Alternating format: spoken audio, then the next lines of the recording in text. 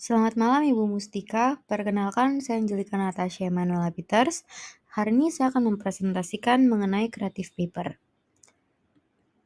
Yang pertama yang saya akan bahas itu mengenai tokoh inspiratif yang bekerja di bidang startup. Yang pertama merupakan Melanie Perkins. Beliau adalah salah satu dari CEO Canva sekaligus co-founder Canva, platform digital desain grafis berbasis web yang memungkinkan pengguna membuat desain profesional dengan mudah tanpa memerlukan keterampilan teknis yang kompleks. Canva didirikan pada tahun 2013 di Australia dan sekarang telah berkembang pesat menjadi salah satu perusahaan teknologi global termuka dengan lebih dari 100 juta pengguna aktif di seluruh dunia. Melanie sendiri memulai Canva dari keinginannya untuk menyederhanakan proses desain yang rumit menjadi sesuatu yang lebih mudah diakses dengan semua orang. Yang selanjutnya itu ada tokoh inspiratif kedua adalah Vincent Iswara.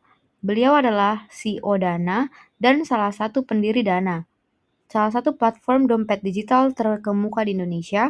Dana resmi diluncurkan pada tahun 2018 dan kini telah menjadi bagian penting dari ekosistem transaksi digital Indonesia.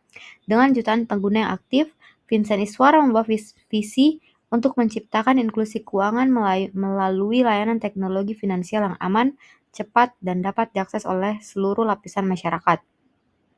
Dan tokoh inspiratif yang ketiga ada Ahmad Zaki.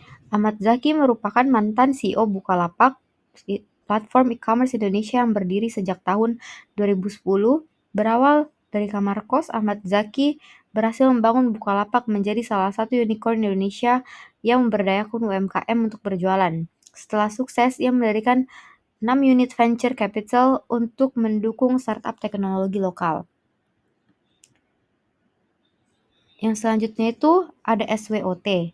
Yang pertama itu yang saya akan bahas mengenai strengths atau kekuatan. Yang saya punya itu dari kekuatan itu adalah kolaboratif dan terbuka terhadap ide baru, komunikatif dan mampu menyampaikan ide secara terstruktur atau tersusun dengan rapi. Yang ketiga, semangat pelajaran tinggi dan aktif mengembangkan diri. Dan kelemahan dari diri saya sendiri itu ya adalah minimnya pengalaman kerja yang profesional, kurang percaya diri di saat presentasi depan orang, belum memiliki portofolio komunikasi yang kuat, dan yang terakhir, networking dengan praktisi industri yang masih terbatas. Yang selanjutnya itu ada opportunities atau peluang. Peluang karir luas di bidang content creation atau content creator, branding, dan media sosial, banyak pelatihan dan sertifikasi online yang tersedia. Dunia kerja membutuhkan talenta kreatif dan digital native. Yang terakhir itu ada threats atau ancaman. Ancaman menurut saya dari diri saya sendiri itu adalah kompetisi tinggi dengan lulusan yang berpengalaman yang lebih banyak daripada saya, perubahan tren komunikasi yang sangat cepat dan pesat, dan yang terakhir beberapa pekerjaan yang membutuhkan pengalaman atau magang. Yang selanjutnya itu ada strategi dari Maxi Mini. Yang pertama, menambahkan pengalaman lewat magang atau proyek kecil dengan cara mencari kesempatan magang, kerja freelance, atau menjadi relawan di bidang komunikasi, branding, atau media sosial. Yang kedua juga bisa dimulai dari hal-hal kecil seperti membantu usaha kecil atau UMKM atau organisasi kampus yang mengelola bagian media sosial. Yang kedua itu meningkatkan kepercayaan diri dalam bicara di depan umum dengan cara bergabung dengan komunitas debat, menjadi pembawa acara atau MC di kegiatan kampus, atau membuat video presentasi singkat secara mandiri. Dan yang kedua, menggunakan platform seperti YouTube, Instagram, atau TikTok untuk berlatih dan terus membangun portofolio untuk berbicara.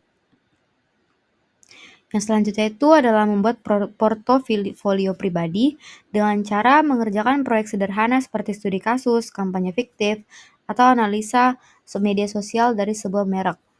Menyimpan dan menampilkan hasil karya di blog pribadi, Behance, atau platform digital lainnya. Yang selanjutnya itu ada membangun relasi profesional sejak dini dengan cara membuat akun LinkedIn yang aktif dan terlihat profesional, mengikuti webinar, acara karir, atau kegiatan industri komunikasi untuk menambah wawasan dan jaringan. Dan yang selanjutnya itu ada terus mengikuti perkembangan dunia digital.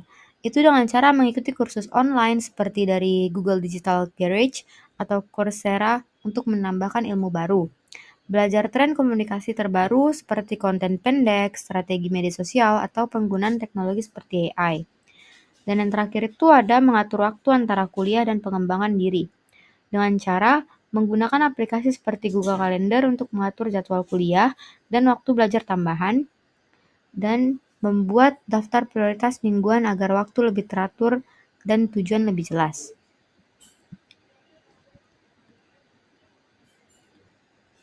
Yang selanjutnya itu ada career path. Yang pertama ada rencana jangka pendek dalam waktu 0 sampai 1 tahun. Dalam jangka waktu 1 tahun ke depan, saya akan fokus awal pada peningkatan kemampuan bisnis dan manajemen waktu. Lalu saya akan memanfaatkan media sosial dan platform online untuk promosi dan penjualan, dan kembangkan produk baru untuk memperkuat operasional dengan SOP, dan pastikan pasokan bahan stabil.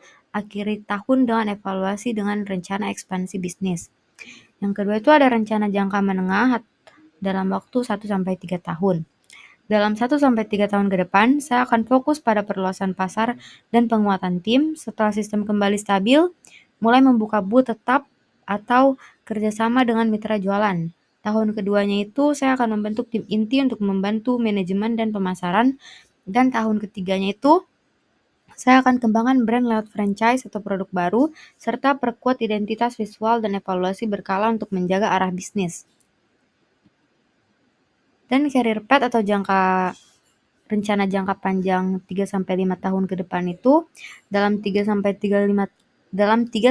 tahun ke depan fokus pada ekspansi besar seperti membuka cabang baru, menjajaki sistem franchise, dan mengembangkan produk kemasan. Bangun tim manajemen profesional dan gunakan data penjualan untuk strategi yang lebih tepat. Targetnya brand dikenal luas dan siap bersaing di pasar nasional.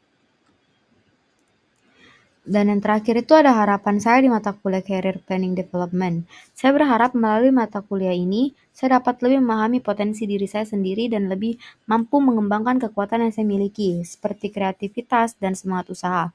Saya juga ingin belajar mengatasi kelemahan, seperti kurangnya pengalaman dan keterbatasan manajemen waktu, dengan bimbingan yang tepat. Selain itu, saya juga ingin memanfaatkan peluang yang ada termasuk jaringan dari dunia modeling dan tren makanan yang sedang berkembang. Untuk mendukung karir saya sebagai pengusaha muda, saya juga berharap bisa lebih siap untuk menghadapi ancaman seperti persaingan dan ketergantungan pada event dengan strategi yang lebih matang dan terencana. Sekian presentasi dari saya. Terima kasih.